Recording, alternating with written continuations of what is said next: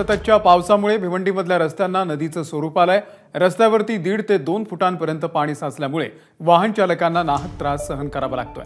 आढावा घेतलेला आहे आमच्या प्रतिनिधींनी। भिवंडी शहर तसेच ग्रामीण भागामध्ये मागील 2 दिवसापासून या ठिकाणी पावसाची सततधार सुरू आहे आणि त्यामुळे भिवंडी ग्रामीण भागामध्ये देखील अनेक ठिकाणी नद्यांचं स्वरूप या ठिकाणी रस्त्यांना आलेलं आहे।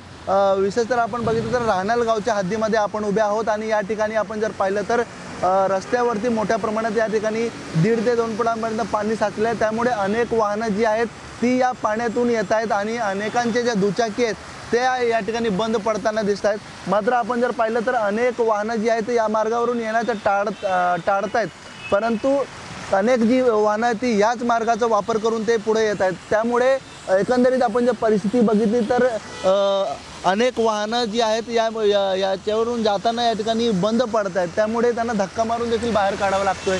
विशेषतः राहनाल गावच्या हद्दीमधील हा जो रस्ता आहे तो भिवंडी वाडा या मार्गावरती जुना आग्रा रोड यावरती आहे आणि मोठ्या प्रमाणात पाणी जो साचलेला आहे त्याचा निचरा या ठिकाणी होत नाही आहे। त्यामुळे आपण जर पाहिलं तर एकंदरीत असं दृश्य जे आहे या ठिकाणी आपल्याला पाहायला मिळतं आहे। त्यामुळे पाण्याचा जोर जर कायम राहिला तर या ठिकाणी पाण्याचा जो स्तर आहे तो अजूनही वाढू शकतो।